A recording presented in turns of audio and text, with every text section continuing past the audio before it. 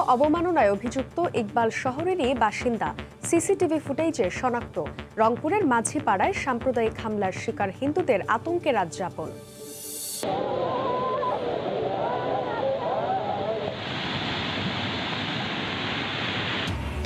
ভয়ঙ্কর ঝলে তিস্তার 4টি স্পার বাঁধে ভাঙন। নীলফামারী ও রংপুরের নদী তীরবর্তী এলাকায় হু হু করে ঢুকছে পানি। দিশেহারা পানিবন্দী লাখো মানুষ, অসহায় পানি উন্নয়ন বোর্ড। নগদ টাকা উত্তোলনকারীদের টার্গেট করে রাজধানীতে সক্রিয় চক্র। ডিবি পরিচয়ে হাতিয়ে নেয় সর্বস্ব। ধরা পড়লেও জামিনে বেরিয়ে ফের জড়াচ্ছে একই অপরাধে। এবং বিশ্বকাপের দ্বিতীয় রাউন্ড নিশ্চিতের মিশরে বিকেলে পাপুয়া নিউগিনির মুখোমুখি হবে বাংলাদেশ। টাইগারদের দুর্দান্ত পারফরমেন্সের আশা প্রবাসীদের।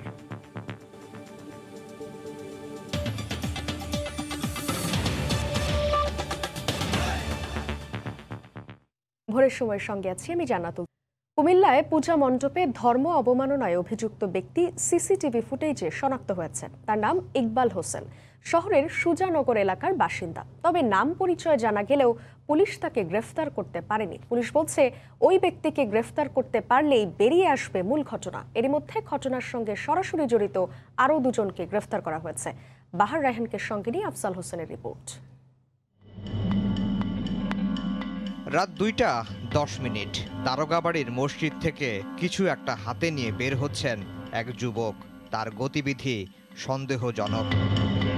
এর 1 ঘন্টা 2 মিনিট পর আরেকটা সিসিটিভি ফুটেজে দেখা যায় কুমিল্লার নানুয়া দিঘি অস্থায়ী মণ্ডপের উত্তর পূর্ব দিকের রাস্তায় ঘোরাফেরা করছেন ওই ব্যক্তিটি। তার কাঁধে ছিল হনুমানের হাতে থাকা গদা। পুলিশ পূজা মণ্ডপ সংশ্লিষ্টরা বলছেন রাত 2:30 থেকে ভোর 6:30টার মধ্যেই সাম্প্রদায়িক উস্কানিমূলক ঘটনাটি ঘটে।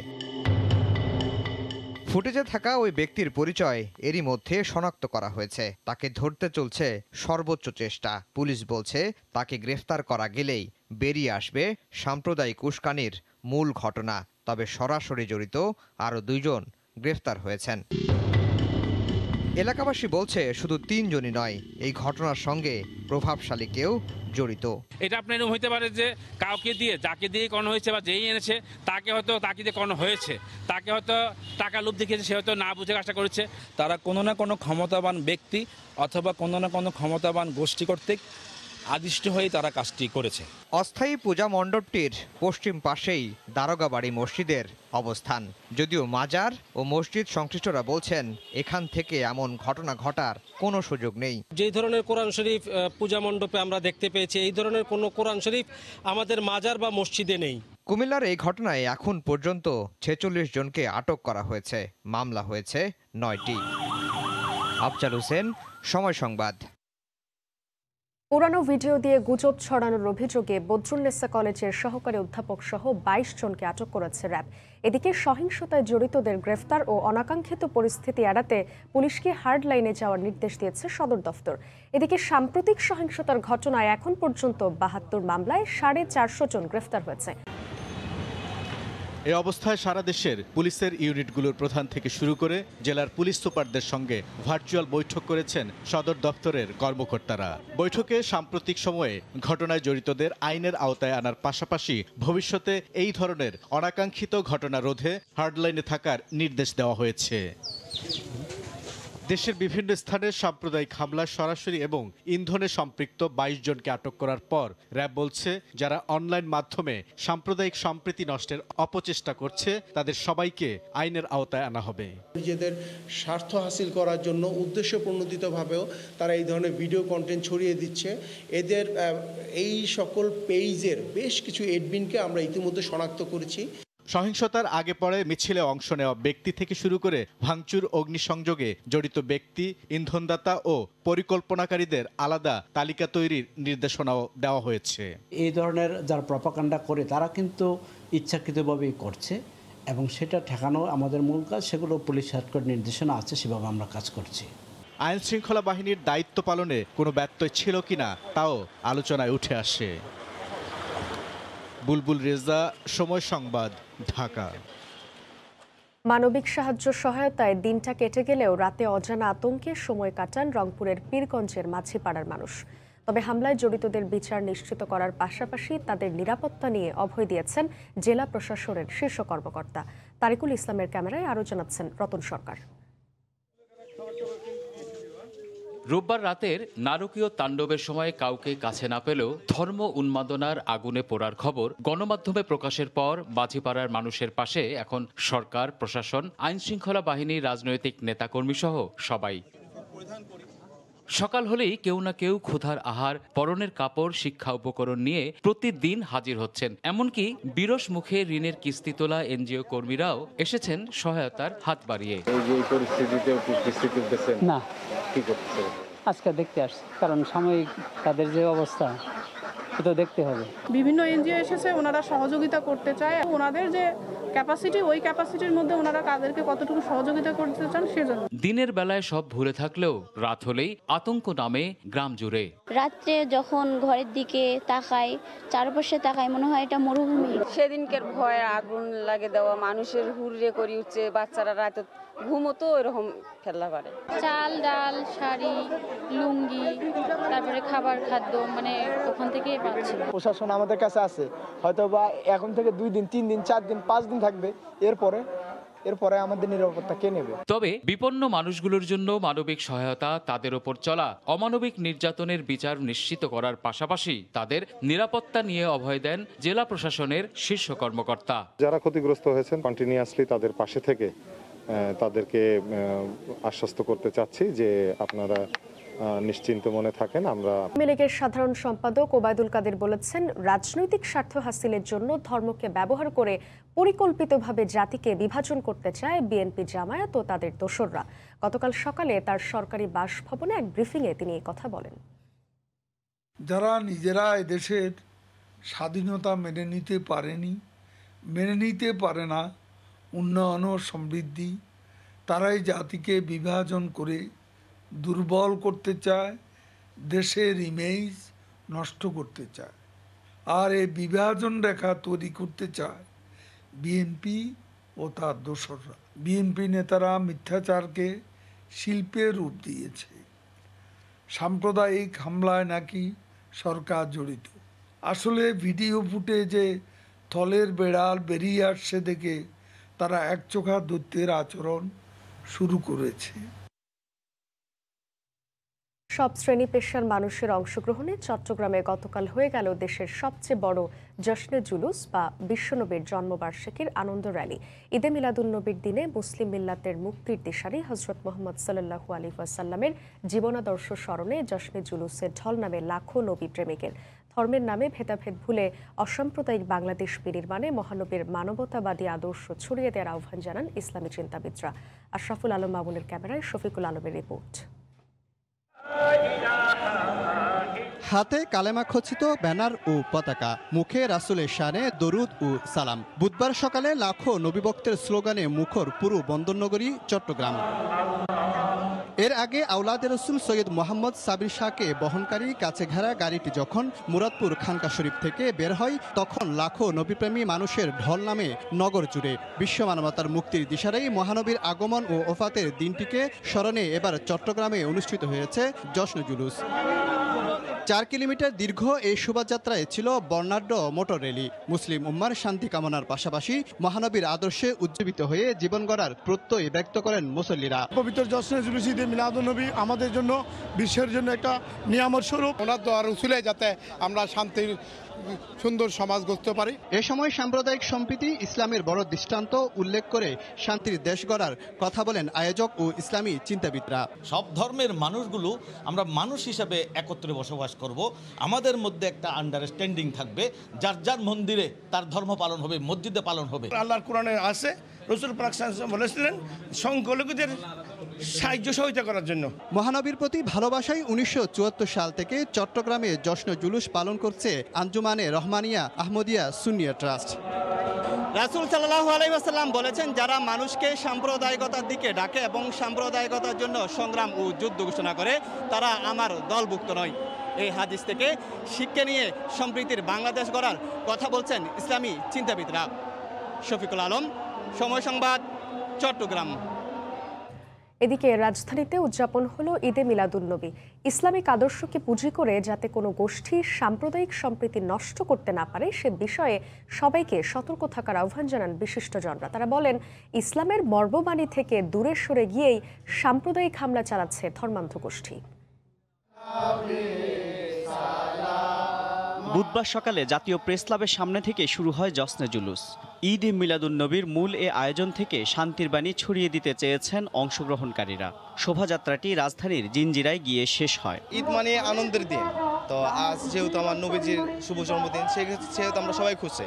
আমরা চাই বিশ্ববাসী শান্তিতে সবাই থাকুক। যারা শান্তি বিঘ্নিত করার জন্য সাম্প্রদায়িক যেটা সেই উস্কানি দিচ্ছে, তীব্র নিন্দা জানাই।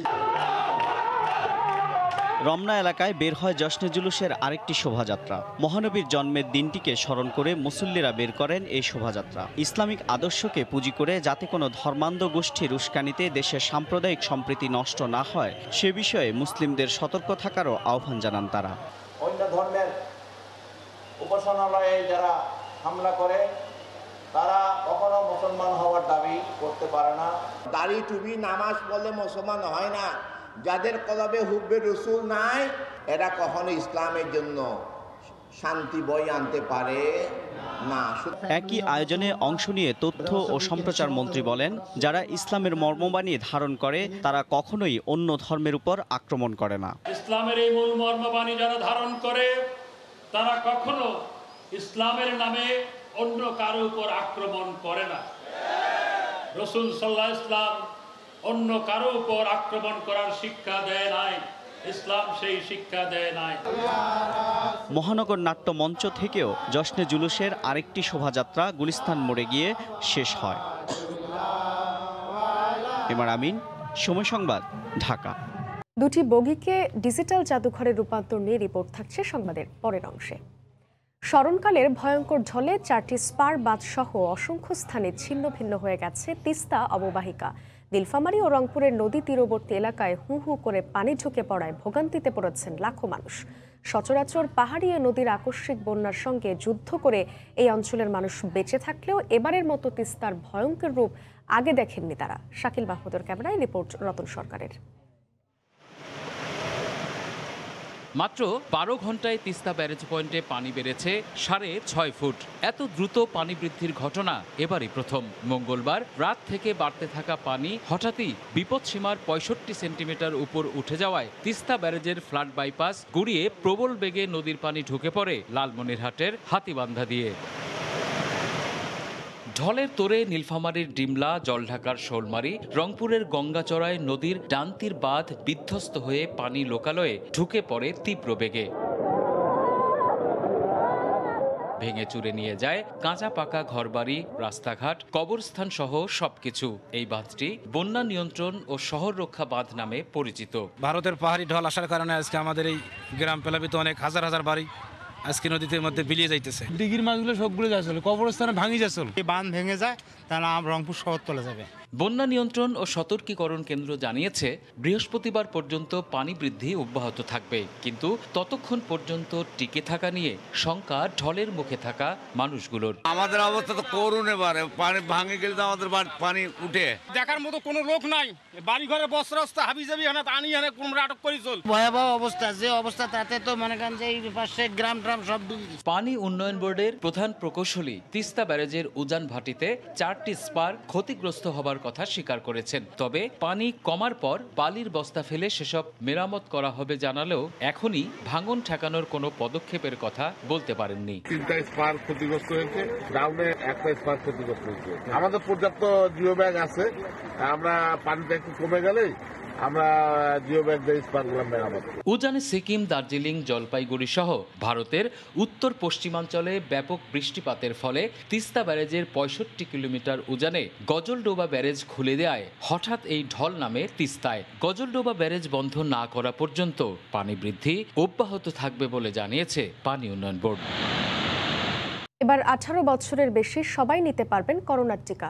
নতুন করে আরেক দফা বয়স সীমা কমানোর ঘোষণা দিয়েছে স্বাস্থ্য অধিদপ্তর। স্বাস্থ্যমন্ত্রী বলছেন, হাতে পর্যাপ্ত টিকা থাকায় চলতি বছরের মধ্যেই অর্ধেক জনগোষ্ঠীকে টিকার আওতায় আনতে চায় সরকার। এদিকে SMS পাঠানোর পরও বুধবার ছুটির দিনে কার্যক্রম বন্ধ থাকায় কোনো কোনো কেন্দ্রে বিক্ষোভ করেন টিকা প্রত্যাশীরা। অ্যাস্ট্রাজেনেকা দিয়ে শুরু, এরপর এক একে দেশের মানুষ পাচ্ছেন সিনোফার্ম, ফাইজার, মডার্নার টিকা। দেশে এখন পর্যন্ত নিবন্ধনকারী 6 কোটি মানুষের মধ্যে ভ্যাকসিন পেয়ে গেছেন প্রায় 3 কোটি মানুষ। শুরুতে 45 করা হলেও টিকা প্রাপ্তি সাপেক্ষে কমেছে এই বয়সসীমা। বর্তমানে বিশ্ববিদ্যালয়ের শিক্ষার্থীদের জন্য বয়সসীমা কমানো হলেও সরকার বলছে 18 বছরের বেশি সব নাগরিকের জন্যই এবার টিকার ব্যবস্থা করা হবে। এজন্য সুরক্ষা অ্যাপে কোনো পরিবর্তন প্রয়োজন হলে তাও আনা হবে। টিকার কোনো অভাব হবে না, সকলকেই দেওয়া হবে। 18 বছরের উপরে যারা আছে, অ্যাপসের সমস্যা থাকলে এটা আমরা আইসিটির সাথে আলাপ করে সেই সমস্যার সমাধান করে দিব। এবং স্কুল ছাত্রী যারা আছেন 12 বছর থেকে 18 বছর 17 বছর, তাদেরকেও টিকা দেওয়ার সিদ্ধান্ত হয়েছে মাননীয় প্রধানমন্ত্রীর নির্দেশনায়। আমরা অতি তাড়াতাড়ি সেই কাজটিও শুরু করব।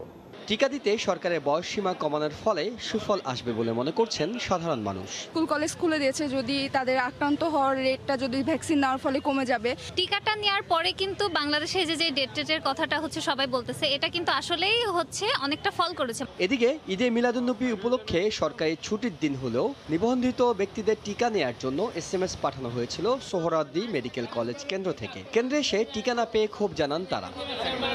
ইহসান জুয়েল, সময় সংবাদ, ঢাকা। প্রবারণা পূর্ণিমা উদযাপনের খবর। সত্য ও সুন্দরকে বরণ করতে বৌদ্ধ সম্প্রদায়ের অন্যতম ধর্মীয় উৎসব শুভ প্রবারণা পূর্ণিমা উপলক্ষে বুধবার সন্ধ্যায় রাজধানীর মেরুলবাড্ডায় আন্তর্জাতিক বৌদ্ধ বিহারে ওড়ানো হয় ফানুস। এ সময় সাম্প্রদায়িকতা ও হানাহানি মুক্ত সুন্দর সমাজের প্রার্থনা করা হয়। প্রবারণা পূর্ণিমার সন্ধ্যায় অসংখ্য ফানুসে ছেয়ে যায় রাজধানীর মেরুলবাড্ডার আকাশ। আন্তর্জাতিক বৌদ্ধবিহারে অসংখ্য মানুষের উপস্থিতিতে ওড়ানো হয় ফানুস। আত্মশুদ্ধি ও অশুভকে বর্জন করে সত্য ও সুন্দরের প্রার্থনায় দিনটি উদযাপন করেন বৌদ্ধ ধর্মাবলম্বীরা। এ সময় হানাহানি মুক্ত সম্প্রীতির বাংলাদেশ কামনা করেন পুণ্যার্থীরা। আমরা এই প্রবারণা পূর্ণিমায় প্রার্থনা করছি যাতে দেশের মঙ্গল হয়, আমাদের সকলের মঙ্গল হয়, দেশে যাতে শান্তি ফিরে আসে, সবার মধ্যে যাতে সম্প্রীতির বন্ধন থাকে, তাই প্রার্থনা করি প্রতিবারে। এবারেও এটাই করেছি। এর আগে প্রবারণা পূর্ণিমার আলোচনা অনুষ্ঠানে তথ্যমন্ত্রী বলেন, যারা সাম্প্রদায়িকতা উস্কে দিয়ে ফায়দা নিতে চায় তারাই সম্প্রীতি নষ্ট করার অপচেষ্টা চালিয়েছে। যারা বাংলাদেশটা চায় নাই 1971 সালে, যারা পাকিস্তান রাষ্ট্র ব্যবস্থায় চেয়েছিল, তাদের পরবর্তী প্রজন্ম এখনো রয়ে গেছে। সাম্প্রতিক ঘটনা প্রবাহ দুর্গাপূজাকে উপলক্ষ করে সেই সাম্প্রদায়িক অপশক্তির এই কাজ। আমাদের এই দেশে কেউ সংখ্যালঘু নয়, এই দেশ সবার, হিন্দু, মুসলিম, বৌদ্ধ, খ্রিস্টান সবার। প্রবারণা পূর্ণিমার পরদিন থেকে পরবর্তী 1 মাস কার্তিকী পূর্ণিমা পর্যন্ত কঠিন চিবরদান সম্পন্ন হয়ে থাকে। প্রসূন আশিস, সময় সংবাদ, ঢাকা। রাজধানী ছাড়াও চট্টগ্রাম, বান্দরবান ও পটুয়াখালীর কুয়াকাটায় নানা আচার অনুষ্ঠানে দিনটি উদযাপন করেন বৌদ্ধ ধর্মাবলম্বীরা। সন্ধ্যায় ফানুস উৎসবে বুদ্ধ ভক্তরা ছাড়াও অংশ নেন পর্যটকরা। রিপোর্টার ও জেলা প্রতিনিধিদের পাঠানো তথ্য ও ছবি নিয়ে রিপোর্ট। বুধবার সন্ধ্যায় চট্টগ্রাম নগরীর বৌদ্ধ মন্দির প্রাঙ্গণ থেকে নানা রঙের ফানুস উড়ানো হয়। সম্প্রীতির বার্তা নিয়ে বিভিন্ন বৌদ্ধ সংগঠন উৎসবে অংশ নেয়। এ সময় লোকে লোকারণ্য হয়ে ওঠে বৌদ্ধ মন্দির এলাকা। পৃথিবী দুর্যোগ ও হানাহানি মুক্ত হোক, এই প্রত্যাশা ছিল সবার কণ্ঠে। সবাই মিলে একটা আনন্দ, অন্যরকম একটা আনন্দ করছি। সাথে সাথে আজকে শত ঝড় বৃষ্টি উপেক্ষা করে আমরা ফানুস নতুন করতে পারতেছি, এটা আমাদের মাঝে অনেক বড় পাওয়া। শান্তি, সম্প্রীতি, সৌহার্দ্য, ভ্রাতৃত্ব এবং মানবিকতার যে বাংলাদেশ, যে বাঙালি আমরা, সেটা আমরা সবাই মিলে প্রমাণ করার চেষ্টা করি। আমরা চাই বাংলাদেশ অসাম্প্রদায়িক দেশ, সকলে মিলেমিশে থেকে এই দেশকে আমরা সুন্দরভাবে বসবাস করব, সবাই উত্তরণের পথে এগিয়ে যাব। পার্বত্য জেলা বান্দরবানে বৌদ্ধ ধর্মাবলম্বীদের প্রবারণা উপলক্ষে প্রতিটি বিহার, মারমাপল্লীগুলোতে দিনব্যাপী বিরাজ করে উৎসব মুখর পরিবেশ। সন্ধ্যায় বিহারে 1000 প্রদীপ জ্বালিয়ে ফানুস উৎসব করা হয়। শুধু বৌদ্ধ ধর্মাবলম্বীরাই নয়, ফানুস উড়ানোর এই উৎসবে অংশ নেন বিভিন্ন জেলা থেকে আগত পর্যটকরাও। পাহাড়ি বাঙালি সবার অংশগ্রহণে মারমাদের এই প্রবারণা উৎসব পরিণত হয় সম্প্রীতির মিলন মেলায়। হাজার বাতি জ্বালিয়েছি এবং ফানুস উড়িয়ে আমরা বন্দনা করেছি। সবাই আমার এই ফানুস উৎসবে অনেক ভালো লাগছে। আমি বাঙালি, তারপরও এই উৎসবে এসে এদের সাথে একসাথে ফানুস উড়াতে পারছি, এটা ভীষণ ভালো লাগছে। কুয়াকাটার আকাশেও অর্ধশতাধিক ফানুস ওড়ানো হয়। এছাড়া পটুয়াখালীর মহিপুরের আমখোলাপাড়া, মিস্ত্রিপাড়া, কালাচানপাড়া ও নড়াপাড়া সহ জেলার রাখাইন পাড়াগুলোতে ফানুস উৎসবে মেতে ওঠে সব ধর্মের মানুষ। মনিরুজ্জামান প্রান্ত, সময় সংবাদ। তৃতীয়বারের মতো বাংলাদেশে শুরু হয়েছে আন্তর্জাতিক বিজ্ঞান চলচ্চিত্র উৎসব। ১২২টি চলচ্চিত্র দিয়ে সাজানো হয়েছে এবারের আসর। বুধবার বিকেলে রাজধানীর গেইটে ইনস্টিটিউটে উদ্বোধনী অনুষ্ঠানে আয়োজকরা বলেন, শিশুদের বিজ্ঞান মনস্ক করে গড়ে তুলতেই এই উৎসবের আয়োজন। মহামারীর সময়ে থমকে ছিল পুরো পৃথিবী। নিয়মিত অনেক আয়োজনই ছিল বন্ধ। তবে আশার কথা, নতুনভাবে আস্তে আস্তে শুরু হচ্ছে সবকিছুই। এরই ধারাবাহিকতায় এবার বাংলাদেশে তৃতীয়বারের মতো হচ্ছে আন্তর্জাতিক বিজ্ঞান চলচ্চিত্র উৎসব। এই উৎসবে দেখানো হবে ১২২টি চলচ্চিত্র।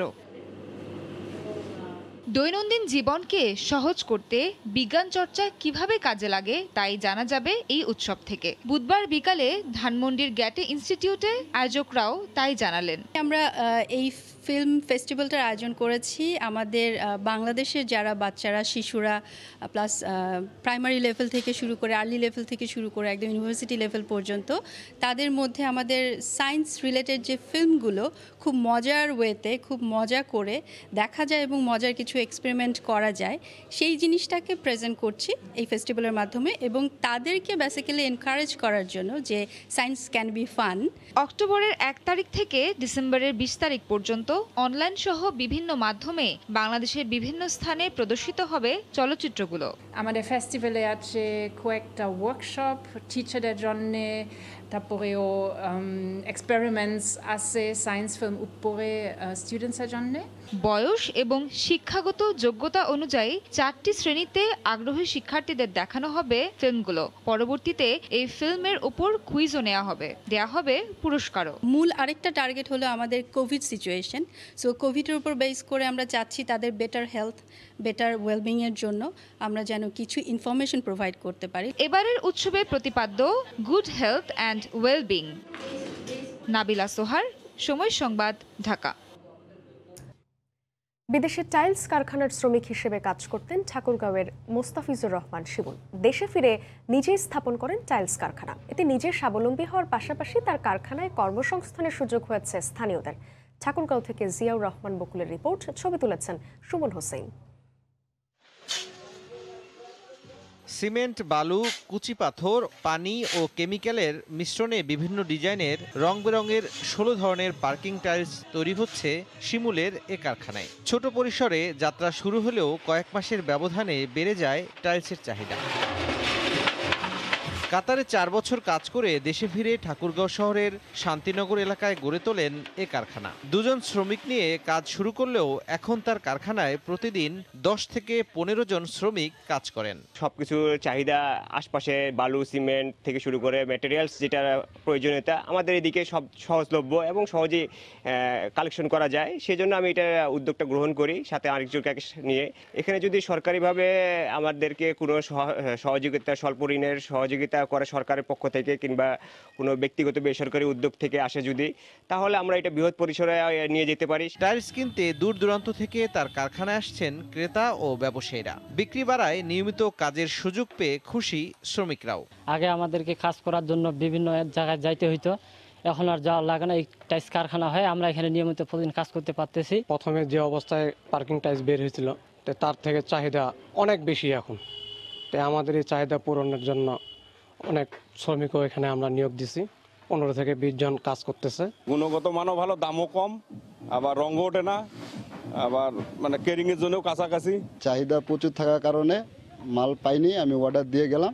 শিমুলের কারখানায় প্রতিদিন ৬ থেকে ৭০০ পিস পার্কিং টাইলস উৎপাদিত হয়, যা স্থানীয় চাহিদা পূরণের পাশাপাশি পার্শ্ববর্তী জেলার চাহিদাও পূরণ করছে। সময় সংবাদ, ঠাকুরগাঁও। প্রধান প্রজনন মৌসুমে মা ইলিশ রক্ষায় পটুয়াখালীর পায়রা নদী সহ বিভিন্ন নদ নদীতে অভিযান পরিচালনা করছেন জেলা মৎস্য বিভাগ এবং নৌ পুলিশ কোস্টগার্ড সহ জেলা প্রশাসনের কর্মকর্তারা। সবশেষ খবর জানাতে পায়রা নদীতে আছেন সহকর্মী মনির হোসেন বাদল। সরাসরি যাচ্ছি তার কাছে। বাদল। ধন্যবাদ সাদিয়া।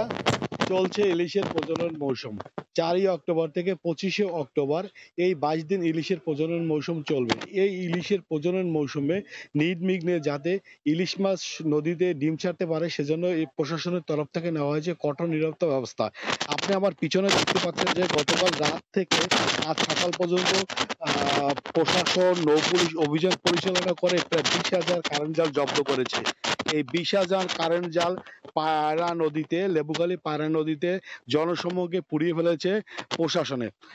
এছাড়া প্রজনন মৌসুম যে চলছে, প্রজনন মৌসুমে গতকাল কিন্তু ভরা পূর্ণিমা ছিল। এই ভরা পূর্ণিমায় যে ইলিশ মাছ কিন্তু মিষ্টি পানিতে ডিম ছাড়ে বেশিরভাগ সময়। এই পূর্ণিমার সময় যাতে নির্বিঘ্নে ডিম ছাড়তে পারে সেজন্য পটুয়াখালী জেলা প্রশাসন, মৎস্য বিভাগ, নৌ পুলিশ, কোস্টগার্ড এরা কিন্তু গতকাল সকাল থেকে এখন পর্যন্ত তারা অভিযান পরিচালনা করে আসছে। কারণ এই যে প্রজনন মৌসুমে যে 22 দিন ইলিশ প্রজনন মৌসুম, এই 22 দিনের ভিতর কিন্তু গতকাল থেকে আজ পর্যন্ত এই 2 দিন কিন্তু গুরুত্বপূর্ণ দিন। কারণ এই সময় এই 2টা দিন হচ্ছে ভরা পূর্ণিমা। এই ভরা পূর্ণিমার সময় কিন্তু ইলিশ মাছ নদীতে ভরপুর ডিম ছাড়ে।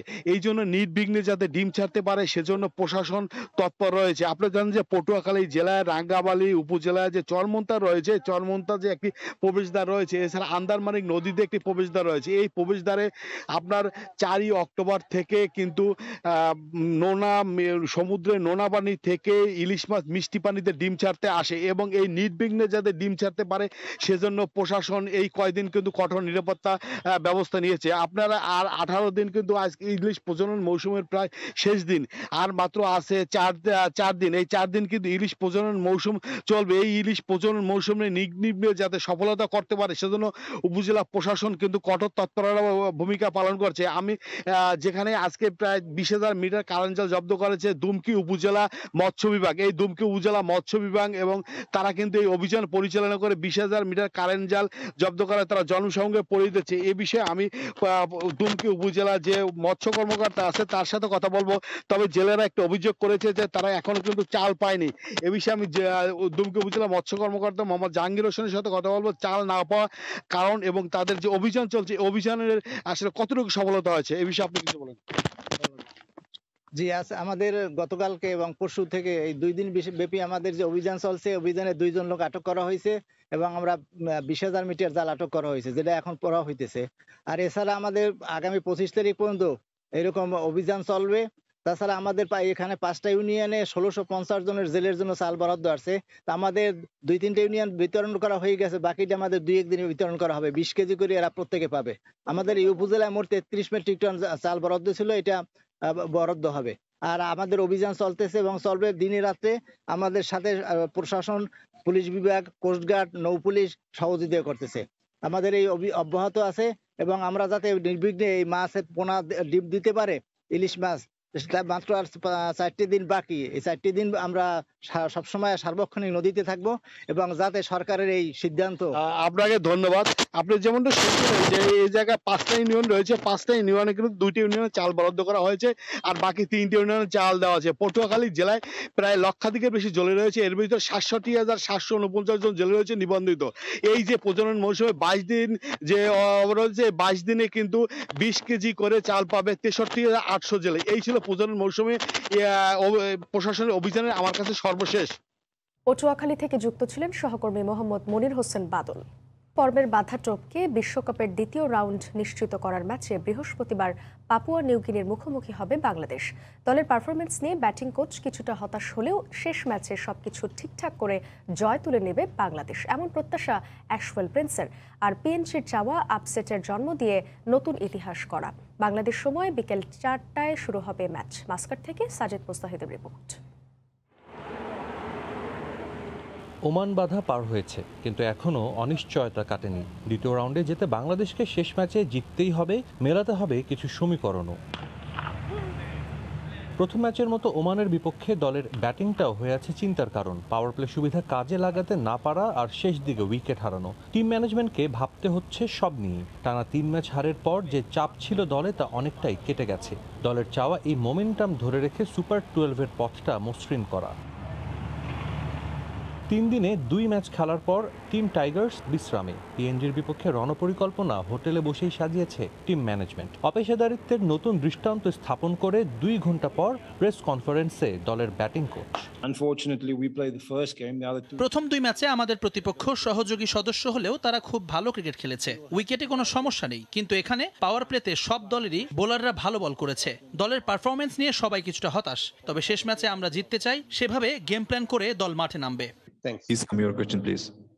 ব্যাটারদের নিয়ে দুশ্চিন্তার শেষ নেই, কিন্তু ব্যতিক্রম স্পিনাররা। 2 ম্যাচে প্রতিপক্ষের 9 উইকেট নিয়েছেন মেহেদী সাকিবরা। ওমান ম্যাচে মোমেন্টাম নিজেদের দিকে ফেরাতে দারুণ কাজ করেছে শেখ মেহেদীর বোলিং।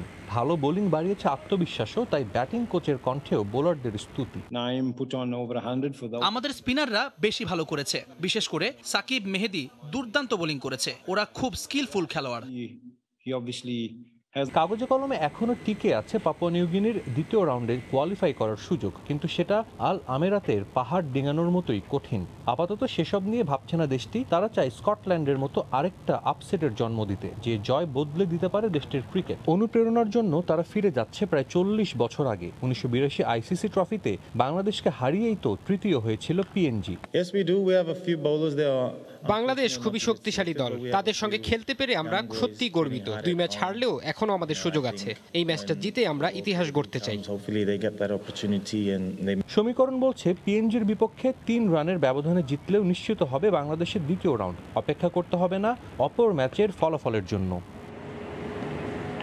ছবির মতো সুন্দর মাস্কাটের এই আল আমেরাত স্টেডিয়াম।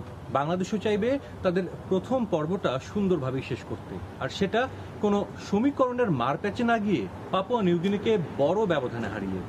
আল আমেরাত স্টেডিয়াম থেকে সাজিদ মুস্তাহিদ, সময় সংবাদ, ওমান। খেলোয়াড়দের বাজে পারফরমেন্সে অন্য সবার মতো মর্মাহত হন বিসিবির সভাপতি নাজমুল হাসান পাপনও, কিন্তু গণমাধ্যমে তার বেফাঁস মন্তব্য প্রভাব ফেলে মাঠের ক্রিকেটেও।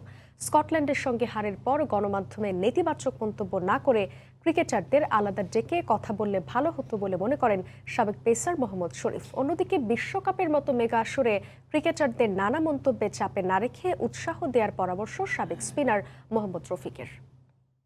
কে কি মনে করলো এটা আমার জানার দরকার নাই। আমি আমার ব্যক্তিগত সিদ্ধান্তে আমি মনে করি অ্যাপ্রোচটা ভালো ছিল না, স্ট্র্যাটেজিও ভালো হয়নি।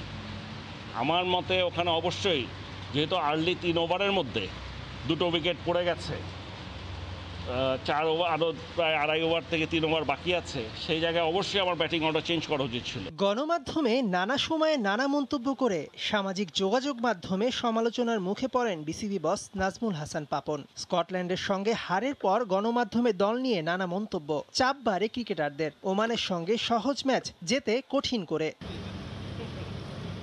সৌম্যের বদলে নাইম শেখকে খেলাবেন কিংবা সাকিব মুশফিক রিয়াদের ব্যাটিং নিয়ে সমালোচনা গণমাধ্যমের সামনে করতে হবে কেন? টিম ম্যানেজমেন্ট, কোচ ও খেলোয়াড়দের ডেকে নিয়ে আলাদাভাবে আলোচনা করাই কি সমীচীন ছিল না বিসিবি বসের? সাবেকরাও বিষয়টিকে ইতিবাচকভাবে দেখছেন না। নৈতিকতার দিক থেকে আমি যদি বলি তাহলে আমাদের প্রেসিডেন্ট সাহেব হয়তোবা ডিউরিং দ্য ম্যাচ এটা না বললেও পারতেন, বাট উনি কিন্তু আমাদেরকে অনেক বেশি ভালোবাসে। ভারতীয় ক্রিকেট বোর্ড সভাপতি সৌরভ গাঙ্গুলি, দক্ষিণ আফ্রিকা ক্রিকেটের সভাপতি গ্রায়াম স্মিথ কিংবা ইংল্যান্ডের অ্যাশলে জাইলস, কাউকেই দল নিয়ে গণমাধ্যমে এত মন্তব্য করতে দেখা যায় না। কিন্তু টস থেকে একাদশে কারা কারা খেলবেন সবই জানা চাই পাপনের। হিতে বিপরীত হয়ে যাচ্ছে না তো? এত আলোচনা কেন? কারণ আমরা নিচের টিমের সাথে খেলতেছি। আজকে যদি টেস্ট কান্ট্রির সাথে হারতাম, এটা কিন্তু দেখতেন এত আলোচনা হতো না। যেভাবে বলছে সেটা আমরা টিভির মাধ্যমে শুনেছি। এখন দেখা যায় যে অবশ্যই সে দেশে আসবে, দেখা যায় আবার প্রেসের সাথে কথা বলবে। তো সুতরাং ওখানে এখন যেটা সে দেখেছে সেটাই বলেছে। তো তারপর দেখা যায় যে এটা সমাধানটা অবশ্যই হবে। বোর্ড স্কোয়াড ঘোষণা করার পর একাদশে কারা খেলবেন তার সিদ্ধান্ত নেওয়ার দায়িত্ব কোচ আর অধিনায়কের। সেখানে হস্তক্ষেপ করা কতটা ক্রিকেটীয় আচারের মধ্যে পড়ে প্রশ্ন থেকে যায়। মেহেদী নাইম, সময় সংবাদ, ঢাকা। আবারও টি-20 বিশ্বকাপে গ্রুপ পর্বের ব্যাপারে সিদ্ধান্ত পাল্টালো ক্রিকেটের সর্বোচ্চ নিয়ন্ত্রক সংস্থা আইসিসি। পরিবর্তিত সিদ্ধান্ত অনুযায়ী বাছাই পর্বে অংশ নেওয়া দলগুলোর সুপার 12-এর প্রতিপক্ষ নির্ধারণ হবে গ্রুপ চ্যাম্পিয়ন ও রানার আপ হওয়ার ভিত্তিতে। এর আগে আইসিসি জানিয়েছিল বাংলাদেশ সুপার 12-এ উত্তীর্ণ হলে গ্রুপ 2-তে খেলবে। টুর্নামেন্ট চলা অবস্থায় আইসিসির এমন সিদ্ধান্তের সমালোচনা করেছেন সাবেক ক্রিকেটার মোহাম্মদ রফিক। ক্রিকেটের সর্বোচ্চ নিয়ন্ত্রণ সংস্থা ইন্টারন্যাশনাল ক্রিকেট কাউন্সিল আইসিসি গেল আগস্টে 2021 টি-20 বিশ্বকাপের সূচি ঘোষণার সময় জানিয়েছিল বাংলাদেশ ও শ্রীলঙ্কা ক্রিকেট দল বাছাই পর্বে চ্যাম্পিয়ন কিংবা রানার আপ যাই হোক না কেন টাইগাররা খেলবে গ্রুপ 2-তে আর লঙ্কানরা খেলবে গ্রুপ 1-এ। সেই হিসেবে টাইগাররা বাছাই পর্ব উতরাতে পারলেই প্রতিপক্ষ নির্ধারণ ছিল ভারত, পাকিস্তান, নিউজিল্যান্ডের মতো দলগুলো। কিন্তু বিশ্বকাপ শুরুর 4 দিনের মাথায় আয়োজক আইসিসি দিল ডিগবাজি। এক সংবাদ বিজ্ঞপ্তিতে তারা জানায় বাছাই পর্বে অংশ নেওয়া দলগুলো সুপার 12-এর প্রতিপক্ষ নির্ধারণ হবে প্রথাগতভাবে গ্রুপ পর্বে চ্যাম্পিয়ন রানার আপ হওয়ার ভিত্তিতেই। অর্থাৎ বাংলাদেশ গ্রুপ চ্যাম্পিয়ন হলে খেলবে ভারত পাকিস্তানের গ্রুপে আর রানার আপ হলে খেলবে অস্ট্রেলিয়া উইন্ডিজের গ্রুপে।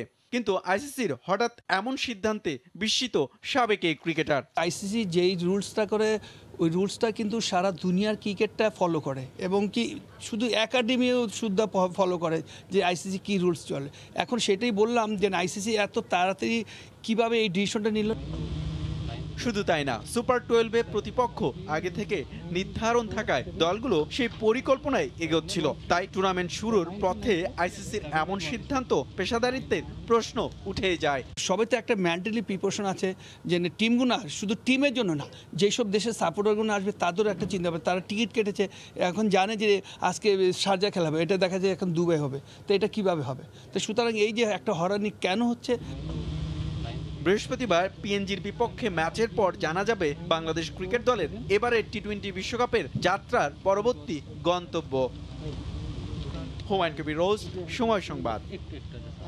কোভিডের প্রকোপ কাটিয়ে আবারও ঘুরে দাঁড়াতে শুরু করেছে দুবাইয়ের হোটেল, রেস্টুরেন্ট আর ট্যুরিজম ব্যবসা।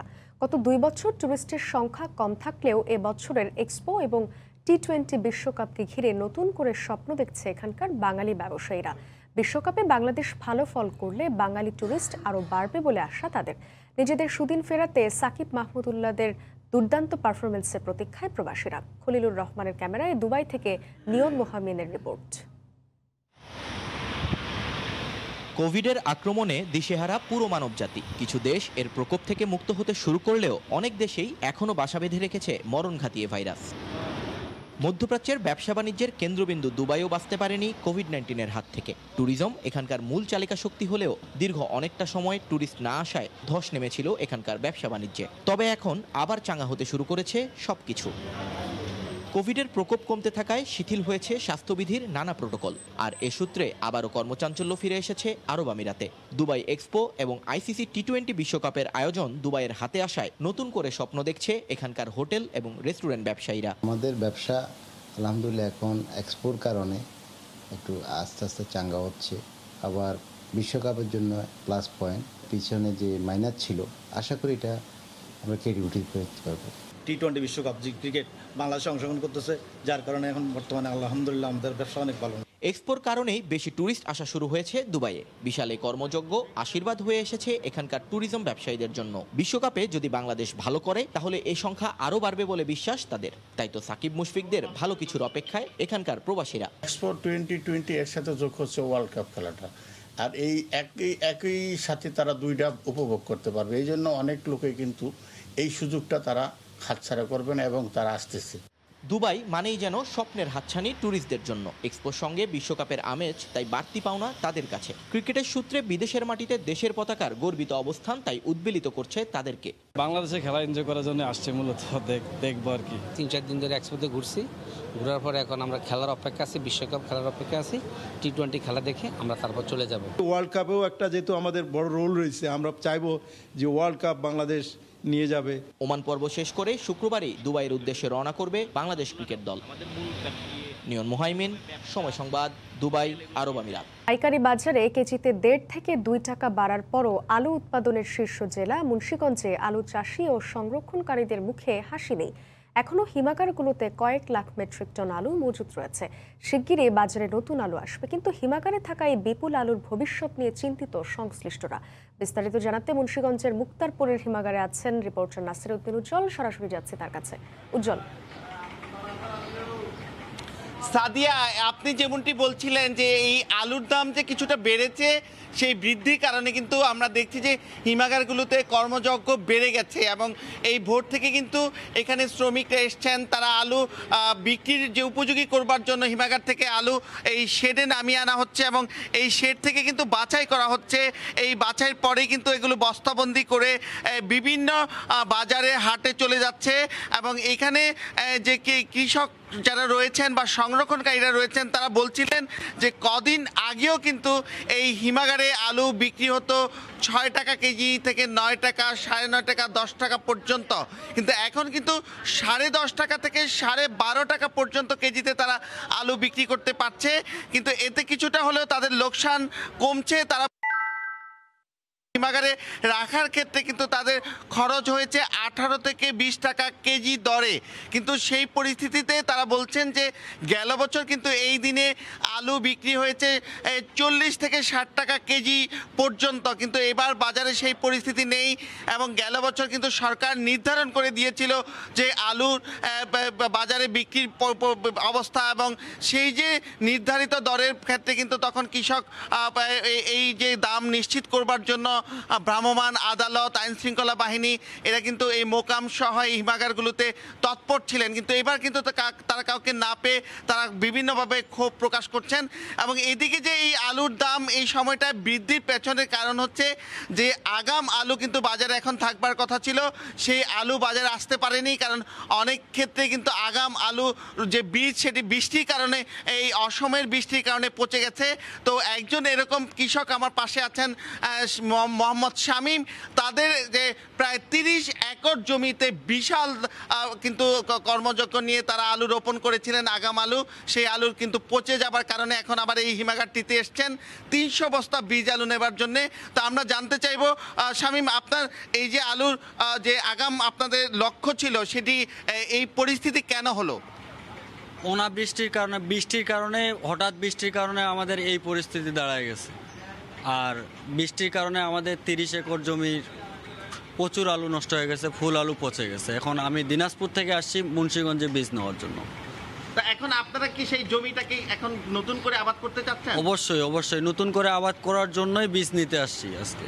তো সেখানে আপনাদের কি পরিমাণ ক্ষতি হয়ে গেল? সেখানে 100% ক্ষতি, যেটা বীজ নিয়ে গেছিলাম, হ্যাঁ, এখান থেকে নিয়ে মুন্সিগঞ্জ থেকে নিয়ে গেছিলাম, ওই বীজ পুরোটাই ক্ষতি হয়ে গেছে, আবার নতুন করে নিতে হচ্ছে, মানে ডাবল খরচা যাকে বলা হয়। তো দিনাজপুর থেকে এখানে কেন বীজ নিতে আসছেন? এখানে মুন্সিগঞ্জের বীজটা হচ্ছে 100% বীজ পাওয়া যায়, এজন্য মুন্সিগঞ্জ থেকেই বীজ নিয়ে যাই। তো সেখানে কি সরকারি কোনো বীজের ব্যবস্থা নেই? আছে, কিন্তু প্রচুর পরিমাণে দিতে পারে না, এজন্য আমরা বাইরে থেকে নিয়ে যাই। আচ্ছা। আপনাদের এই যে আগাম আলু যে বাজারে আনতে বিলম্ব হলো, তো এখন নতুন করে যে আলু রোপণ করছেন, কবে নাগাদ বাজারে নতুন আলু আসতে পারে আপনি মনে করছেন? প্রায় 90 দিন পর 90 দিন পর আবার নতুন আলু আসবে। এতদিনেই আলু পায়ে যাইতেন, কিন্তু বৃষ্টির কারণে আরও 90 দিন পিছায় গেল। আপনাকে ধন্যবাদ।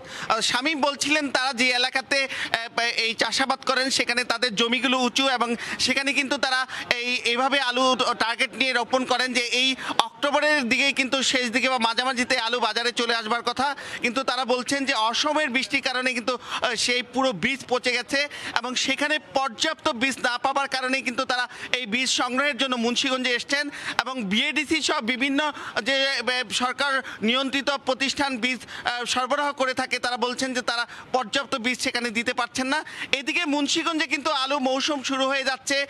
মুন্সিগঞ্জ যেহেতু একটু নিচু এলাকা, সে কারণে কিন্তু আলুর যে মূল মৌসুম সেটি কিন্তু নভেম্বর থেকে শুরু হয়ে থাকে এবং এখানে এই আলু মৌসুমকে ঘিরে কিন্তু কৃষকের এখন যে আলুতে একটা বড় লোকসান, সেক্ষেত্রে তাদের পুঁজির সংকট দেখা দিয়েছে এবং এবং তারা যে ব্যাংক থেকে ঋণ নিয়েছেন বা বিভিন্নভাবে যে মানুষের কাছ থেকে দাদন নিয়েছেন, সেই এই অবস্থায় কিন্তু তাদের এখন আলু রোপণের কিছুটা চ্যালেঞ্জ রয়েছে। কিন্তু কৃষি সম্প্রসারণ অধিদপ্তর বলছেন যে 37,850 হেক্টরে তাদের কিন্তু গেল মৌসুমে প্রায় 13 লাখ মেট্রিক টন আলু উৎপাদন হয়েছিল।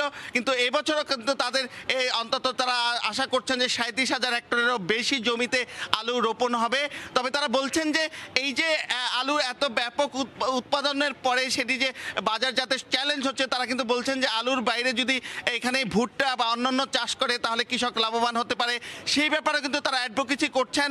এবং এই কৃষি সম্প্রসারণ অধিদপ্তরের তথ্য যেটি বলছে যে এখানে যে সচল হিমাগার রয়েছে, সেই হিমাগারগুলোতে কিন্তু গেল মৌসুমের যে আলু এখন বেরোচ্ছে আপনারা দেখছেন যে সেটি প্রায় 5.5 লাখ মেট্রিক টন কিন্তু মজুদ ছিল, এবং সেখানে আলু বের হতে হতে এখন কিন্তু হিমাগারগুলোতে প্রায় 2.5 লাখ মেট্রিক টন আলু রয়ে গেছে। এবং তারা বলছেন যে এই যে আলু এখনো রয়ে গেছে এর মধ্যে কিন্তু কিছু একটা অংশ যেটি আছে বীজ আলুর জন্য, আর বাকিতে কিন্তু খাবার আলু, সেটি কিন্তু 2 লাখ টনেরও বেশি।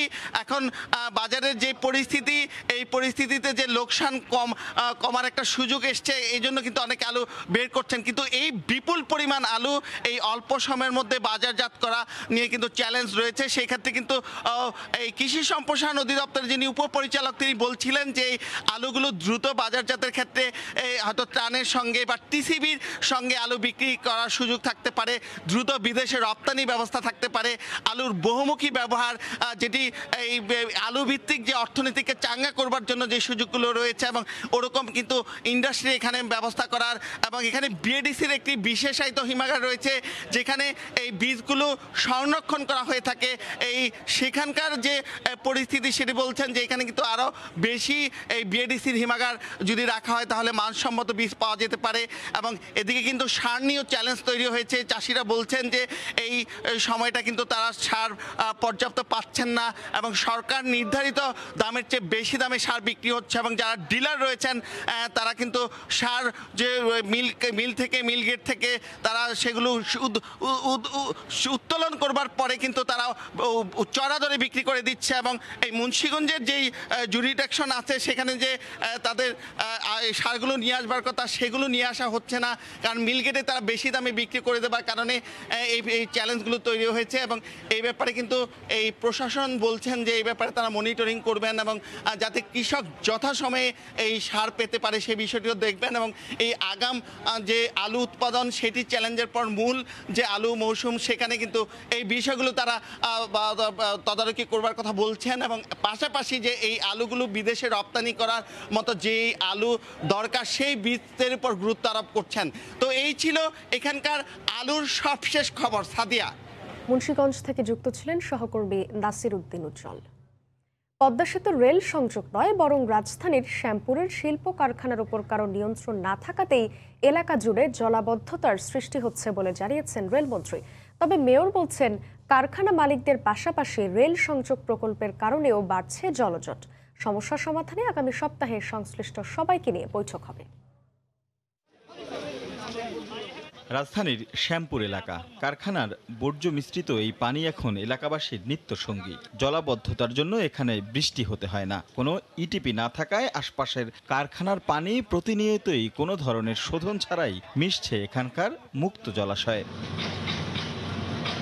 এরই মধ্যে এই এলাকায় শুরু হয়েছে রেলের কাজ, কমেছে মুক্ত জলাধার, তাই তো দুর্ভোগ এখন চরমে। রাস্তা হওয়ার পর তার কোনো খোলামেলা আসলে ওই সময় কারখানাও কম ছিল, পানিও এত যায় না। এখন কারখানা বেশি হয়েছে, এখন পানি যায় রাস্তায় ওভারটেক করেও যায়।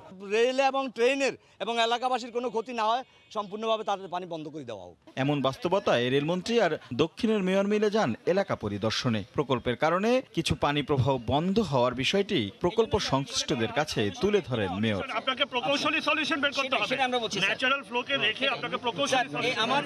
যদিও পরে রেলমন্ত্রী জানান রেল সংযোগের কারণে জলাবদ্ধতা হচ্ছে এমন তথ্যের প্রমাণ মেলেনি। আমরা দেখলাম যে আমাদের কাজের কারণে যে ধরনের অভিযোগটি ছিল এই অভিযোগটি আসলে বস্তুনিষ্ঠ কিংবা বাস্তব ভিত্তিক নয়। এখানে মেইন হলো ইন্ডাস্ট্রিয়াল যে বর্জ্য, এই বর্জ্য তারা ওই এলাকার যে সাধারণ যে যারা বসবাস করে মানুষ তাদের ওখানে তারা ছেড়ে দেয়। তবে মেয়র বলছেন ভিন্ন সুরে, আর কারখানা মালিকদেরও কঠোর বার্তা দিলেন তিনি। উনি উত্তরটা আমি শুনি নাই, সুতরাং ওই ব্যাপারে আমি বলবো না। তবে উনি আমাদেরকে আগামী সপ্তাহে সময় দিয়েছেন এবং এই বিষয়টা সামগ্রিক টেকসই দীর্ঘমেয়াদী সমাধানের আশ্বাস দিয়েছেন। তারা ছাড়ছে, বর্জ্য ছাড়ছে, সেটা যেন তারা না পারে, এটা আমরা পরিবেশ মন্ত্রণালয় এবং অধিদপ্তরের কাছে আমরা তুলে ধরব, যাতে করে তারা বাধ্য করে সেই সকল কারখানাকে যেন তারা নিজস্ব জায়গায় নিজস্ব অর্থায়নে তারা যেন এফ্লুয়েন্ট ট্রিটমেন্ট প্ল্যান্ট ইটিপি নির্মাণ করে। শিগগিরই একটি সমন্বয় সভা করে সমাধানের পথ বের করার আশ্বাস দেন উভয় পক্ষ। রাশেদ লিমন, সময় সংবাদ, ঢাকা। কোভিডের কারণে 1 বছর বন্ধ থাকার পর বুয়েটের 2020-21 শিক্ষাবর্ষের ভর্তি পরীক্ষা অনুষ্ঠিত হচ্ছে। এবারই প্রথম এমসিকিউ ও লিখিত দুইভাবে মূল্যায়নের পর বুয়েটে ভর্তির সুযোগ পাবেন পরীক্ষার্থীরা। বিশ্ববিদ্যালয় প্রশাসন জানিয়েছে, বর্তমানে ছুটিতে থাকা বুয়েট শিক্ষার্থীরা 13 নভেম্বর থেকে আবারও অনলাইনে ক্লাস শুরু করবেন। বাংলাদেশ প্রকৌশল বিশ্ববিদ্যালয় বুয়েটে 2020-21 শিক্ষাবর্ষের ভর্তি পরীক্ষা অনুষ্ঠিত হয় বুধবার। অনিশ্চয়তা কাটিয়ে নির্ধারিত সময়ের 1 বছর পর ভর্তি পরীক্ষায় অংশগ্রহণ করতে পেরে উচ্ছ্বসিত শিক্ষার্থীরা। আমরা আস্তে আস্তে আমাদের কলেজ লাইফ পার করে নতুন ভার্সিটি লাইফে আমরা পা দিতে যাচ্ছি, তো সেই হিসাবে এই জিনিসটা আসলে খুবই আনন্দদায়ক। অন্যান্য সব ভার্সিটির তুলনায় এটা 2বার মূল্যায়ন হইতেছে। এবার মনে হয় একটু কম্পিটিশনটা মানে যারা ভালোর দিকে তারা এগিয়ে থাকবে আর। এবার এমসিকিউ ও লিখিত 2 পদ্ধতিতে মূল্যায়নের পর বুয়েটে ভর্তির সুযোগ পাবেন ভর্তিচ্ছুরা। নতুন পরীক্ষা পদ্ধতি নিয়ে মিশ্র প্রতিক্রিয়া জানিয়েছেন ভর্তিচ্ছুরা। 1 ঘন্টায় 100টা এমসিকিউ, তার উপর ম্যাথমেটিক্স থাকে অনেক বেশি, সেটা সলভ করাটা খুব মানে ঝামেলা হয়ে যায়। যেহেতু আমাদের অটো পাসের উপর ভিত্তি করে দেওয়া হয়েছে সেহেতু ঠিক আছে, কিন্তু কোশ্চেনটা আরেকটু সহজ হলে ভালো হতো। ওরা যদি প্রথম পর্বের পরীক্ষাটা না নিত তাহলে অনেকে হয়তো বঞ্চিত হতো। এই পদ্ধতিতে একজন শিক্ষার্থীকে নির্বাচনী ও লিখিত 2টি পরীক্ষায় অংশগ্রহণ করতে হচ্ছে। ফলে ঢাকার বাইরে থেকে আসা শিক্ষার্থীরা পড়েছেন বিড়ম্বনায়। তো যারা প্রত্যন্ত অঞ্চল থেকে আসছে তাদের জন্য কষ্টকর 2বার আসা। ছাত্রদেরকে বেছে নিতে হইলে আমার মনে পদ্ধতি সমস্যা হইলেও ভালো। কোভিড পরিস্থিতি বিবেচনায় বাড়ানো হয়েছে পরীক্ষা কেন্দ্র ও প্রবেশপথ। ডিজিটাল জালিয়াতি রোধে নেওয়া হয় নানা সতর্কতা। উইথিন ক্যাম্পাস আমরা আমাদের যেই সিকিউরিটি গার্ড আছে তাদের মাধ্যমে আমরা নিরাপত্তা নিশ্চিত করছি, আর ক্যাম্পাসের ঢোকার ক্ষেত্রে বা ক্যাম্পাসের বাইরে সেটা আমরা আইন শৃঙ্খলা বাহিনীর সহযোগিতা নিচ্ছি। উপাচার্য জানান, বিগত বছরের তুলনায় বেশি ভর্তিচ্ছুকে পরীক্ষায় অংশগ্রহণের সুযোগ দেওয়া হয়েছে। বাড়ানো হয়েছে 50টি আসন। 4 নভেম্বর অনলাইনে ক্লাস শুরু হবে। তারপরে যদি 1 সপ্তাহের মধ্যে তারা টিকা নিয়ে ফেলতে পারে তাহলে 1 মাস পরে হল খুলে দেওয়া হবে। বুধ ও বৃহস্পতিবার 4 ধাপে অনুষ্ঠিত হচ্ছে 1 ঘণ্টাব্যাপী 100 নম্বরের প্রাক নির্বাচনী পরীক্ষা। এতে অংশ নিচ্ছে 18,008 জন। 6 নভেম্বর চূড়ান্ত পরীক্ষার মাধ্যমে 6,000 পরীক্ষার্থীর মধ্যে 1,215 জন বুয়েটে ভর্তির সুযোগ পাবেন। শাকির আহমেদ, সময় সংবাদ, ঢাকা। প্রথম ভ্রাম্যমাণ বঙ্গবন্ধু জাদুঘর তৈরি করেছে বাংলাদেশ রেলওয়ে। ট্রেনের 2টি বগিকে রূপান্তরিত করা হয়েছে ডিজিটাল জাদুঘরে। এতে ভিডিও কন্টেন্টের মাধ্যমে ফুটিয়ে তোলা হয়েছে বঙ্গবন্ধু শেখ মুজিবুর রহমানের জীবনকাল। নভেম্বরে প্রধানমন্ত্রী শেখ হাসিনার উদ্বোধনের কথা রয়েছে এই জাদুঘর। প্রতি সপ্তাহে দেশের বিভিন্ন রেল স্টেশনে জনসাধারণের জন্য বিনামূল্যে উন্মুক্ত রাখা হবে এটি। রেলমন্ত্রী বলছেন, দেশের প্রান্তিক পর্যায়ে বঙ্গবন্ধুর জীবন আদর্শ ছড়িয়ে দিতে ভূমিকা রাখবে এই উদ্যোগ।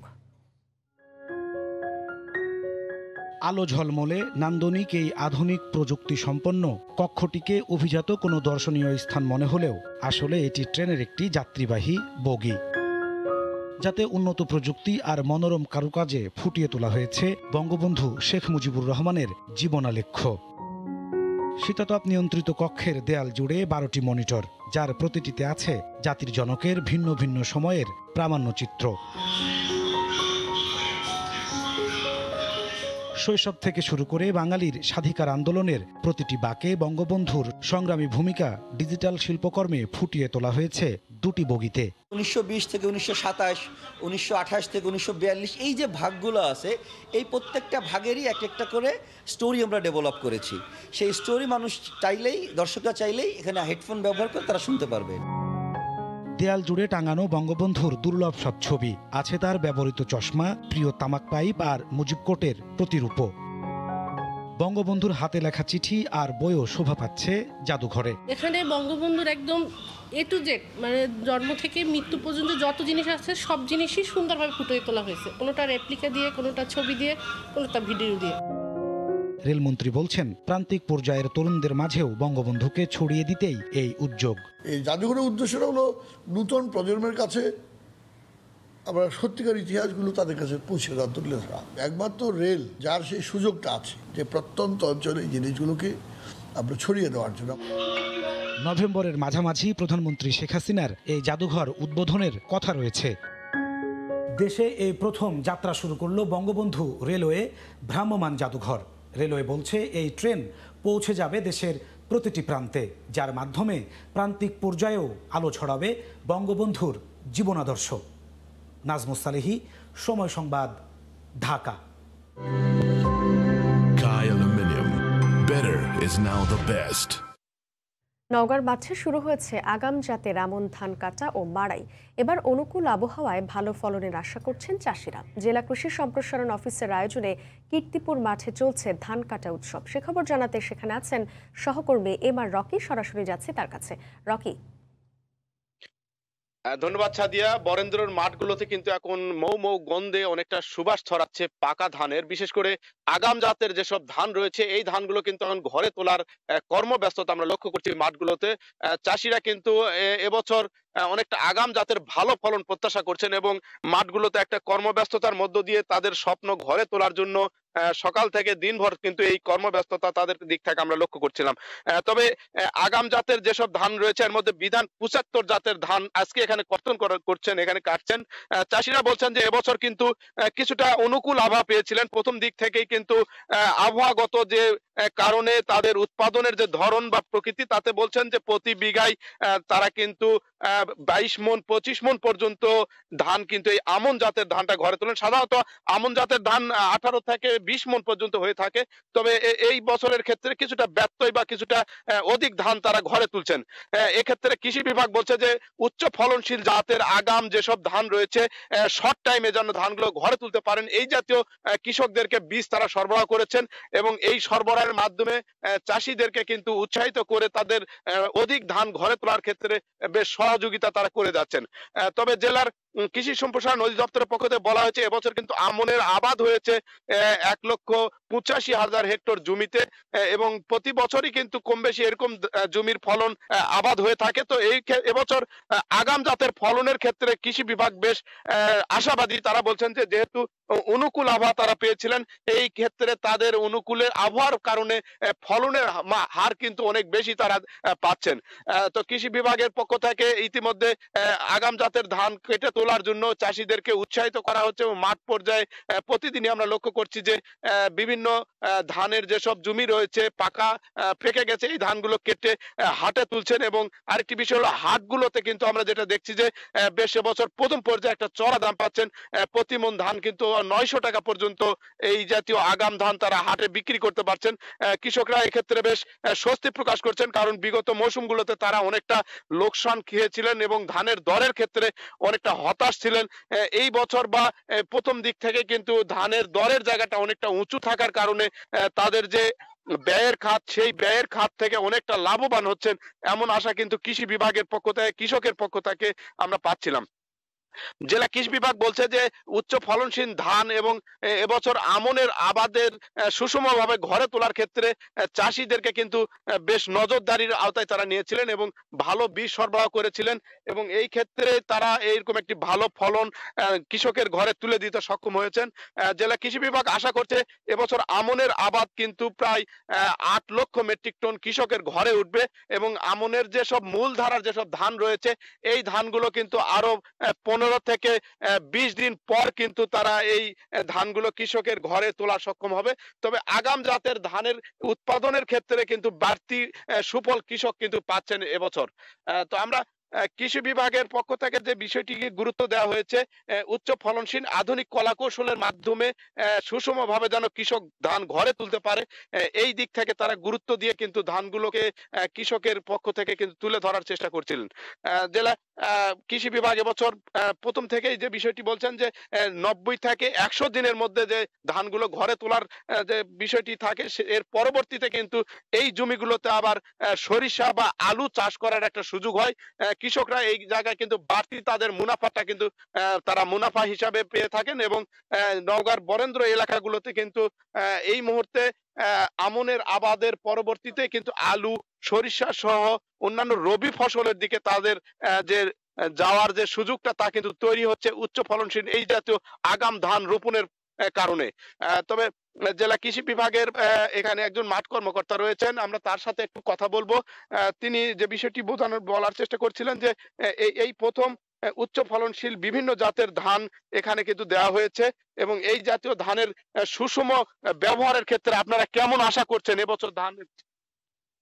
বর্তমানে নওগাঁ সদর উপজেলাতে প্রায় ৯,৯২০ হেক্টর জমিতে রোবা আমনের ধানের চাষাবাদ হয়েছে। আমরা আশা করি এই জমিতে প্রায় ৭০,০০০ মেট্রিক টন রোবা আমনের ধান আমরা ঘরে তুলবো। আর এখানে বিধান ৭৫ সম্পর্কে বলতে গেলে বিধান ৭৫ একটা আগাম জাত এবং এই জাতের জীবনকাল অনেক কম, ১১০ থেকে ১১৫ দিন, যার কারণে কৃষক এই ধানটা ঘরে তুলে খুব সহজেই শীতকালীন শস্যে তারা ডাইভার্ট হতে পারে। যেখানে তারা এই ফসল ঘরে তুলে তারা সরিষা, পেঁয়াজ, রসুন এ জাতীয় যে সকল ফসলগুলো আছে, এছাড়া মশলা জাতীয় ফসল যেগুলো পেঁয়াজ রসুনের বাইরে ধনিয়া বা মৌরি জাতীয় ফসলগুলো কিন্তু তারা চাষাবাদ করে লাভবান হতে পারে।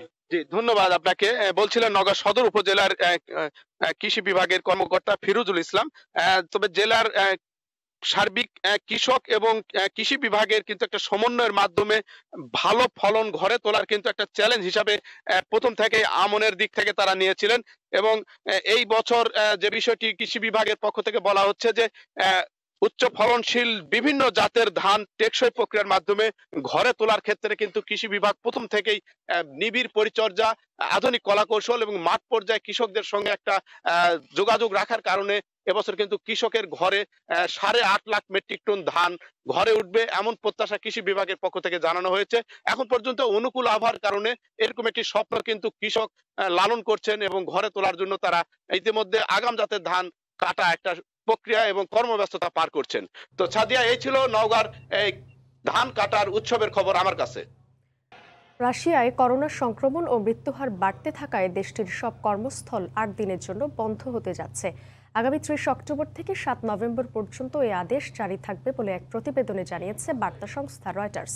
পাশাপাশি কর্মজীবীদের টিকা নেওয়া বাধ্যতামূলক ঘোষণা করেছে রুশ প্রশাসন। এদিকে করোনা ভাইরাসের ৬ষ্ঠ ঢেউয়ের মুখোমুখি হতে যাচ্ছে ইরান। দেশটির স্বাস্থ্য মন্ত্রণালয়ের বরাত দিয়ে খবর জানিয়েছে কাতার ভিত্তিক সংবাদ মাধ্যম আল জাজিরা। বিশ্বজুড়ে করোনা সংক্রমণ কমে এলেও উল্টো চিত্র রাশিয়ায়। বিগত কয়েক সপ্তাহ ধরেই দেশটিতে আশঙ্কাজনকভাবে বেড়ে চলেছে করোনায় আক্রান্ত ও মৃত্যুহার। করোনা সংক্রমণ ঊর্ধ্বমুখী হওয়ায় দেশটির সব কর্মস্থল ৮ দিনের জন্য বন্ধ রাখার প্রস্তাব দিয়েছিল স্বাস্থ্য মন্ত্রণালয়। স্থানীয় সময় বুধবার সরকারি কর্মকর্তাদের সঙ্গে ভার্চুয়াল এক বৈঠকে রাশিয়ার প্রেসিডেন্ট ভ্লাদিমির পুতিন এ প্রস্তাব অনুমোদন করেন। আগামী ৩০ অক্টোবর থেকে ৭ নভেম্বর পর্যন্ত এ আদেশ জারি থাকবে। তবে পরিস্থিতি বিবেচনায় এ নিষেধাজ্ঞা বাড়ানো হতে পারে বলেও জানানো হয় বৈঠকে। গত ৫ সপ্তাহে মস্কোতে আগের তুলনায় আক্রান্তের হার ৩০% বেড়েছে। এই পরিস্থিতিতে শহরের মেয়র জানান ৬০ বয়সী যারা টিকা পাননি তাদের ঘরে থেকে কাজ করতে হবে এবং কর্মজীবী সবার বাধ্যতামূলকভাবে টিকা নিতে হবে। এছাড়া প্রতিষ্ঠান মালিকদের তাদের কর্মীর ৩০%কে ঘরে থেকে কাজ করানোরও নির্দেশ দেন তিনি। এদিকে ইরানে টিকাদান কর্মসূচি জোরদার হলেও করোনা শনাক্তের হার বেড়েই চলেছে। দেশটির স্বাস্থ্য মন্ত্রণালয়ের বরাত দিয়ে কাতার ভিত্তিক সংবাদ মাধ্যম আল জাজিরা জানিয়েছে করোনা ভাইরাসের ৬ষ্ঠ ঢেউয়ের মুখোমুখি হতে যাচ্ছে ইরান। ইরানের স্বাস্থ্যমন্ত্রী বাহরান আইনুল্লাহি বলেন, করোনায় মধ্যপ্রাচ্যের সবচেয়ে বেশি ক্ষতিগ্রস্ত দেশ ইরান নিশ্চিতভাবেই আগামী মাসে আরও একটি ঢেউয়ের সম্মুখীন হতে যাচ্ছে। যদিও তা মোকাবেলায় তেহরান প্রস্তুত আছে বলেও জানান তিনি। ফরহাদ চৌধুরী, সময় সংবাদ। নাম পরিবর্তন করতে যাচ্ছে জনপ্রিয় সামাজিক যোগাযোগ মাধ্যম ফেসবুক।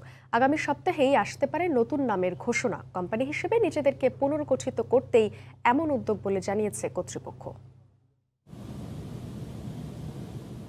মানুষের ছবি দেখে প্রথমে চিহ্নিত করা, তারপর একে অন্যের সাথে বন্ধুত্ব, এমন ধারণা নিয়ে প্রথম ফেসবুক বাজারে আসে। আর ব্যতিক্রমে এই কনসেপ্টের কারণেই মাত্র কয়েক বছরে বিশ্বের জনপ্রিয় সামাজিক যোগাযোগ মাধ্যমে পরিণত হয় ফেসবুক।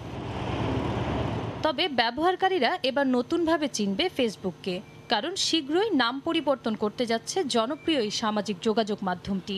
বিভিন্ন গণমাধ্যমে প্রকাশিত খবর অনুযায়ী আগামী সপ্তাহে আসতে পারে নতুন নামের ঘোষণা। মূলত কোম্পানি হিসেবে নিজেদের পুনর্গঠন করতেই এমন উদ্যোগ নিয়েছে ফেসবুক কর্তৃপক্ষ।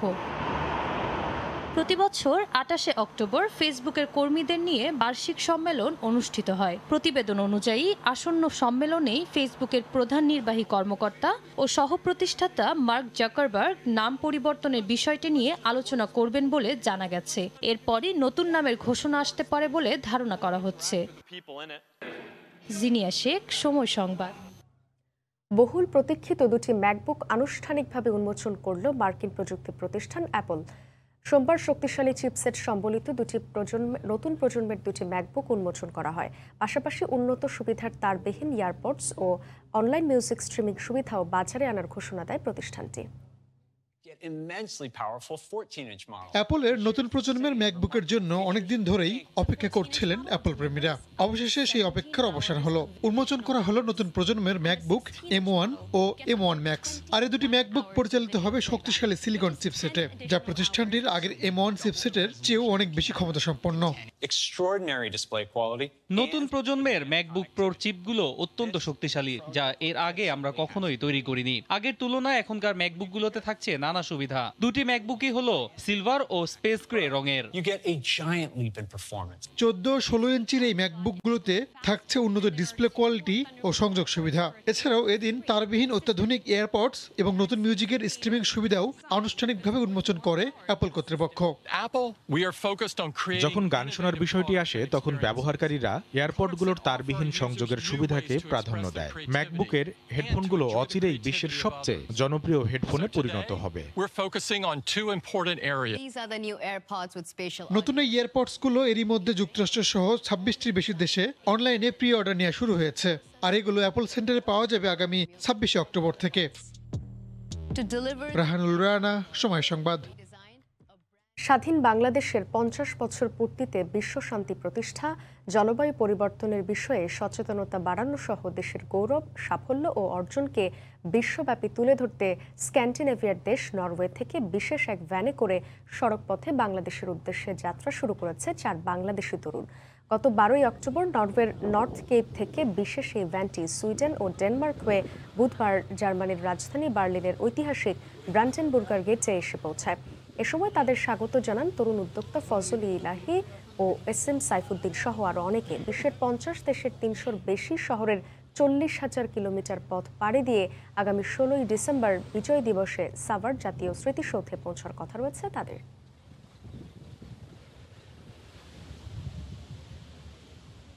আমরা গত 12ই অক্টোবর নরওয়ে নর্থ কেপ থেকে যাত্রা শুরু করেছি বাংলাদেশের অভিমুখে। আমরা 50টা দেশ এবং 300-র অধিক শহর অতিক্রম করে বাংলাদেশে পৌঁছাবো বাংলাদেশের বিজয়ের আগে। আমাদের মূল উদ্দেশ্য হচ্ছে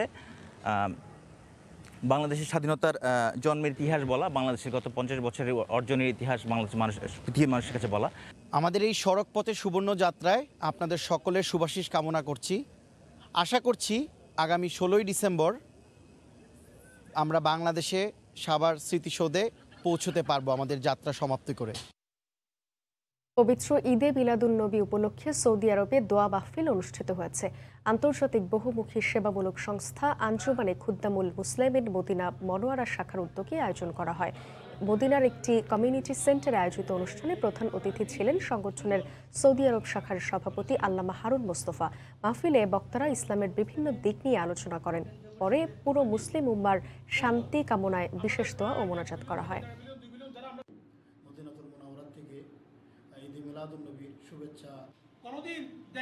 এ পর্যায়ে শীর্ষ সংবাদগুলো জানিয়ে দিচ্ছি আরেকবার।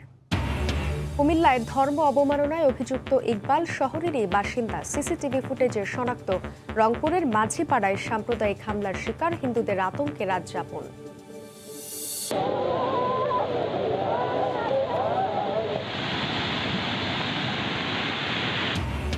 ভয়ঙ্কর ঝড়ে তিস্তার 4টি স্পার বাঁধে ভাঙন।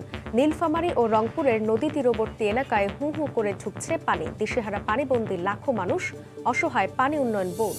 এবং বিশ্বকাপের দ্বিতীয় রাউন্ড নিশ্চিতের মিশনে বিকেলে পাপুয়া নিউগিনির মুখোমুখি হবে বাংলাদেশ। টাইগারদের দুর্দান্ত পারফরম্যান্সের আশা প্রবাসীদের। এই ছিল ভোরের সময়ের সঙ্গে থাকুন সময়।